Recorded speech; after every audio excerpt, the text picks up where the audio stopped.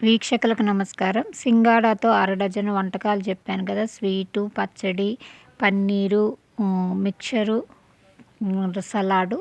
ఇక ఆరోది ఆహ్, కూర అనమాట. మసాలా కర్రీ వెజిటబుల్స్‌తో రకరకాల వెజిటబుల్స్‌తో మసాలా కర్రీ. చూడండి, ఇది చక్కగా ఉంది.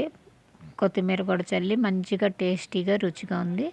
ముందుగా ఇయన్నీ కూడా 6-9 లోపల 8:30, 9 లోపల మొత్తం 6 రకాలు, అరడజన్ రకాలు అప్పటికప్పుడు స్పాట్‌లో మా సిస్టర్ చేసిందనమాట. నేను ఒక్కొక్కటి వీడియోలు ఛానల్‌లో పెడుతున్నా. ఇది లాస్ట్ వంటకము. ఇంకా ఉంటే ఇంకొక అరడజన్ తీసేది. అక్కడికి తెచ్చుకున్న సింగాడాలు అయిపోయినాయి అనమాట. ఉడకపెట్టి సింగాడాలు తీసి శుభ్రంగా ఇదిగో ఇలా ముక్కలు కోసేసుకుంది. ఇదిగో టమాటాలు, క్యారెట్లు, పచ్చిమిర్చి కావాల్సినవన్నీ కూడా కూరగాయ ముక్కలు కోసుకుంది. పోపు పెట్టేసుకుని పచ్చిమిర్చి, ఉల్లిపాయ ముక్కలు, క్యారెట్లు, టమాటాలు అన్నీ కూడా వేసేసుకుందనమాట. వేసుకుని కొద్దిగా వేపుకుంది. క్యాలీఫ్లవర్ ముక్కలు, వంకాయ ముక్కలు, ఇంట్లో ఏమైతే ఉన్నాయి క్యాప్సికము మన దగ్గర అవైలబుల్గా ఉన్నాయి, ఏం కావాలంటే అవన్నీ వేసి చక్కగా కూర చేసుకుంది. కూర అంతా దగ్గర పడిన తర్వాత సింగాడాలు వేసింది. అలాగే ఉప్పు, పసుపు, మసాలా, గరం మసాలా, మిరియాల పొడి, కారం, పచ్చిమిర్చి,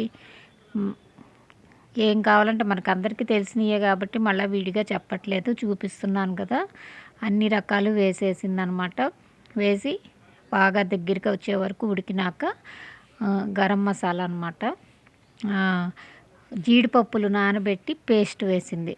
మనకి కూరలు ఏదైనా గుజ్జు రావాలంటే ఉల్లిపాయలు వేపు కానీ టమాటా ప్యూరీ కానీ చేయొచ్చు. కొబ్బరి పేస్ట్ కానీ జీడిపప్పులు ఇంట్లో ఉండేటప్పుడు గబగబా జీడిపప్పుల పేస్ట్ వేసిందనమాట.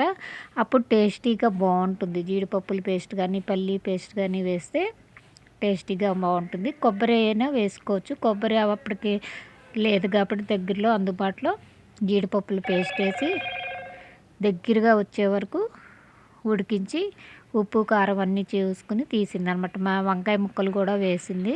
వంకాయ ఇష్టం లేని వాళ్ళు నాలాంటి వాళ్ళు ఉంటే తీసేసుకోవచ్చు. ఇది అన్ని రకాల కూరగాయ ముక్కలు ఇలా అన్నీ వేసి గ్రేవీ గుజ్జు కర్రీ కింద చేసిందనమాట. చాలా టేస్టీగా రుచిగా బాగున్నాయి. మొత్తం సింగాడాతో 6 రకాల వంటకాలు ఉన్నాయి ఛానల్లో, వెళ్ళి తప్పక చూడండి. వీడియో నచ్చితే తప్పక లైక్ చేయండి, షేర్ చేయండి, ఫాలో అవ్వండి, సబ్స్క్రైబ్ చేయండి. ఎన్నెన్నో కొత్త కొత్త వంటకాలు ఉంటే ఛానల్లో వెళ్ళి చూడండి. ధన్యవాదాలు, నమస్కారం.